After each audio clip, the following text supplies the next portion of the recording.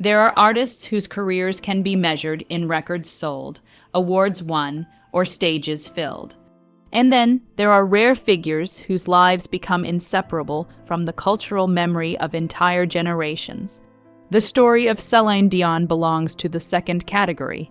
It is not simply a biography of global fame, but a long unfolding of endurance, of poverty transformed into possibility, of love tested by public scrutiny, of triumph shadowed by loss, and of a body that eventually demanded a new kind of courage. Her voice became one of the most recognizable instruments in modern music, capable of carrying both technical precision and raw emotional exposure. Yet behind that voice was a life marked by hardship long before fame arrived, and by challenges that fame itself could not prevent. From a crowded home in rural Quebec to the world's largest stadiums, from a teenage prodigy to a global icon, her journey is a study in what it costs to be extraordinary, and what it takes to remain human while becoming so. Humble beginnings in Charlemagne, Céline Dion was born on March 30, 1968, in Charlemagne, Quebec, a small working-class town that offered little in the way of wealth or opportunity. She was the youngest of 14 children in a family where survival was a shared responsibility rather than a comfort. Her parents, Ed Hamer and Therese Dion, worked tirelessly to keep the household functioning, often stretching limited resources to meet the needs of a crowded home. The Dion household was defined by closeness and scarcity in equal measure. Beds were shared, privacy was rare, and winter often arrived faster than financial stability. Yet within that environment, music became a constant presence. Instruments were played in the home, songs were sung at the table, and expression through sound became a natural part of daily life. From an early age, Celine absorbed this atmosphere. At just 5 years old, she reportedly sang for her family on a makeshift stage of a kitchen table, showing an unusual confidence and emotional clarity. What her family witnessed was not simply a child singing, but a presence that seemed unusually aware of its own expressive power. It was here, in a home defined by limitation, that the first outlines of an extraordinary future began to form. The first discovery of an extraordinary voice as Celine grew. Her talent became impossible to ignore. Her mother and brother wrote a song titled Si n'était qu'un rêve, It Was Only a Dream, and recorded a simple demo. That recording was sent to music manager René, a respected figure in Quebec's entertainment industry, known for his careful selection of talent. When Angelil first heard the recording, he was struck by something unusual in her voice, an emotional intensity that seemed far beyond her years. When he met her in person, his impression deepened. The young girl who stood before him carried herself with quiet seriousness, and when she sang, the room seemed to change in scale, as if her voice demanded more space than the environment could provide. Angelil made a decision that would alter both their lives. He chose to invest in her career. In an act of extraordinary belief, he even mortgaged his own home to fund her debut album. It was a risk rooted not in certainty, but in conviction that he had encountered a rare talent, one that might define a generation if given the chance to grow. Building a star in the making, Celine's early career was carefully shaped under Angelil's guidance. She recorded French-language albums that quickly gained traction in Quebec, earning her recognition as a rising star. Her voice, powerful, controlled, and emotionally direct, set her apart in a competitive industry. But success at the local level was only the beginning of a much larger plan. Angelil understood that for her to become a global artist, transformation would be necessary. This did not mean changing her essence, but refining her presentation for international audiences. She underwent vocal coaching, language training, and stylistic development that gradually expanded her artistic identity beyond Quebec's borders. Throughout this process, Celine displayed a remarkable discipline. She did not resist reinvention. Instead, she approached it as part of the craft. Her career was not being manufactured, it was being carefully expanded, step by step, into something larger than its origin. Love, controversy, and public scrutiny as Celine matured into adulthood, her relationship with René Angoulil deepened into something far more complex than professional collaboration. The two developed a personal bond that eventually became romantic, despite their significant age difference and long-standing manager-artist dynamic. When the relationship became public, it sparked intense debate and criticism. The age gap and power imbalance raised questions in media and public discourse, particularly about consent and influence. Yet Celine remained firm in her position, consistently describing the relationship as one rooted in genuine love and mutual respect. In 1994, the couple married in a lavish ceremony at Notre Dame Basilica in Montreal, an event broadcast widely across Canada. The wedding symbolized both triumph and controversy, the culmination of a deeply personal relationship that had grown under public scrutiny. For Celine, however, the moment represented something simpler, a commitment to a person who had been central to her journey since childhood, and a declaration that her personal life would not be defined solely by outside interpretation. Eurovision and the first global break through a turning point in Celine's early international career came in 1988, when she represented Switzerland at the Eurovision Song Contest with the song Ne partez pas sans moi. Performing on one of the world's most widely watched music stages, she competed against artists from across Europe and ultimately won the contest by a narrow margin. That victory introduced her to an international audience and signaled the beginning of her transition from regional success to global recognition. Although she was still largely unknown in English-speaking markets, the performance demonstrated that her voice had universal appeal, capable of crossing linguistic and cultural boundaries. Following Eurovision, her career accelerated. She released a series of English-language albums that gradually established her presence in global pop music. Each release expanded her audience, building momentum that would soon elevate her into worldwide stardom. Rise to global fame by the early 1990s, Céline Dion had become an international recording artist with a rapidly growing fan base. Albums such as Unison and The Color of My Love produced major hits, and songs like The Power of Love and Because You Loved Me showcased her ability to deliver emotionally resonant performances that transcended genre boundaries. Her voice was often described as technically flawless, yet its true impact lay in its emotional clarity. Listeners did not merely hear her sing, they felt as though she was speaking directly to their personal experiences. This connection turned her into more than a pop star. She became a vessel for shared emotional expression across millions of listeners.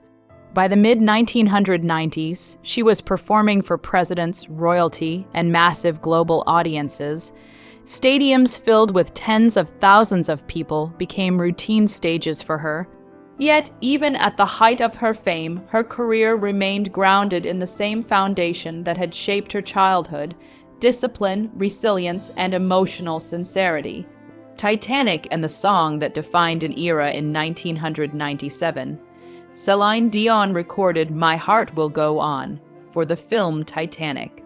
Initially, there was hesitation about including a pop ballad in the film's final cut, but director James Cameron ultimately agreed to its use.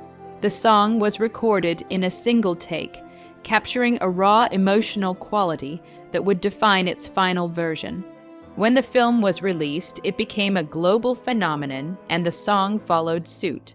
My Heart Will Go On became one of the most recognizable pieces of music in modern history, played across radio stations, public spaces, and personal milestones around the world. For Celine, the song marked a peak of artistic visibility. It was not just a commercial success, it became a cultural reference point for love, loss, and memory.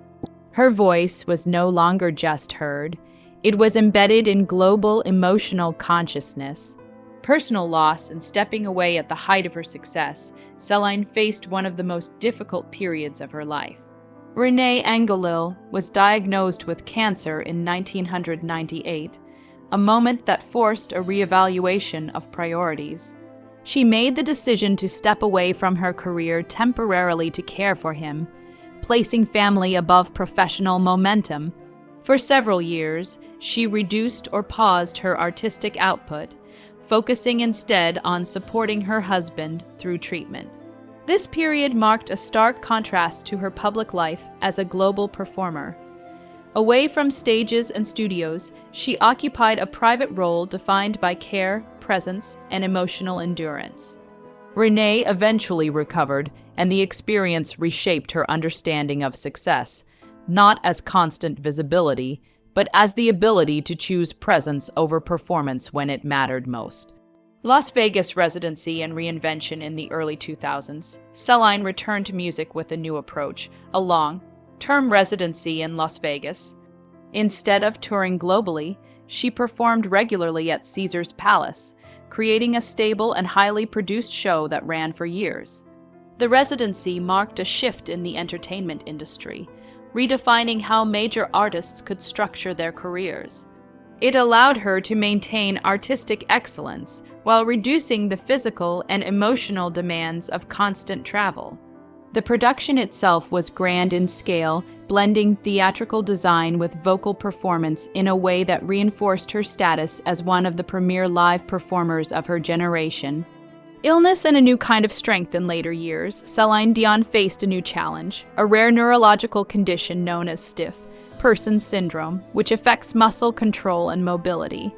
The diagnosis forced her to step back from performing and focus on treatment and physical management.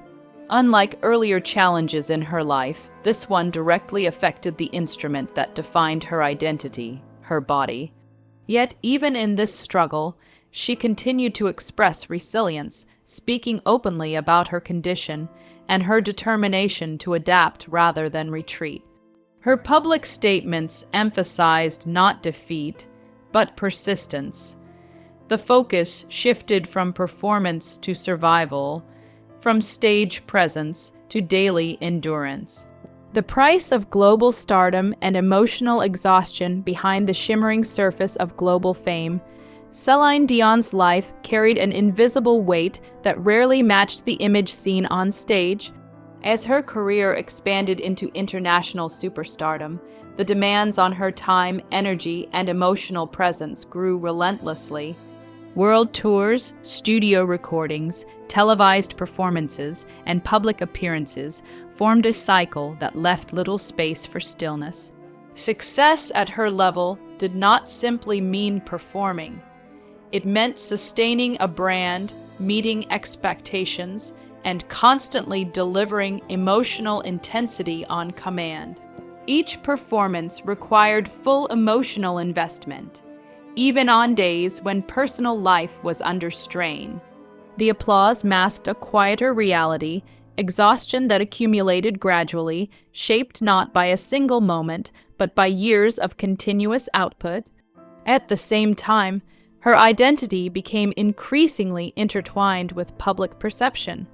To millions, she was not just an artist, but an emotional constant associated with weddings, heartbreaks, farewells, and moments of personal significance. That kind of cultural embedding carries its own pressure because it transforms private expression into collective expectation. Even during her peak, there were signs that the pace of her career demanded trade-offs. Time with family became limited, privacy became scarce, and the boundary between Céline Dion the person and Céline Dion the global voice grew thinner. Yet she continued to perform with consistency, driven by a sense of responsibility to the audiences who had connected their lives to her music. This phase of her life reveals an often overlooked truth about global stardom. It is not only a reward for talent, but a system that demands sustained emotional availability. For Céline Dion, that meant giving audiences not just songs, but pieces of herself night after night, year after year. A legacy written in resilience, fragility, and endurance, Céline Dion's legacy extends beyond music charts and commercial milestones. It is defined by the unusual combination of resilience and openness that has characterized every stage of her life. From childhood poverty to international fame, from personal love stories to public scrutiny, from loss to illness, her journey reflects a life lived in full visibility while enduring deeply private challenges. What distinguishes her legacy is not perfection, but persistence. She never presented herself as untouchable or invulnerable.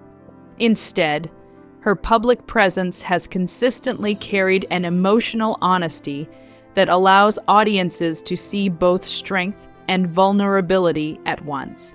That duality is part of why her voice resonates across generations. It reflects lived experience rather than abstract performance. Her influence on music is also structural. She helped define the modern power ballad, bridged language barriers between French and English markets, and demonstrated how vocal performance could remain central in an era increasingly driven by production and image. Few artists have maintained such consistent emotional clarity across decades of changing musical trends. Yet perhaps her most enduring contribution is not technical or commercial, but human. Her life story illustrates that greatness does not eliminate hardship, it often amplifies it. Illness, grief, scrutiny, and sacrifice did not exist outside her success. They existed within it. And through all of it, she continued to create, to connect, and to perform whenever possible. The legacy of a voice that refused to fade. Céline Dion's legacy is not defined by a single moment, but by a lifetime of moments that collectively shaped global music culture. Her voice became a symbol of emotional clarity, capable of expressing both vulnerability and strength without contradiction. Her journey from a large, modest household in Quebec to international superstardom is not simply a story of talent, but of persistence, discipline, and an unusual capacity to endure both celebration and hardship. She navigated public scrutiny, personal sacrifice, and physical adversity while maintaining a connection to the emotional core of her artistry. Even as illness changed the course of her later life, the influence of her music remains deeply embedded in global culture. Her songs continue to serve as emotional reference points for millions of people. Conclusion: the human story behind the voice behind every iconic voice lies a human life that carries its own weight of struggle and meaning.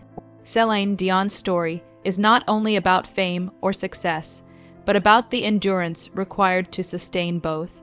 It is about a child from a crowded home who became a global figure, a woman who balanced love and scrutiny, and an artist whose body eventually demanded a different relationship with performance.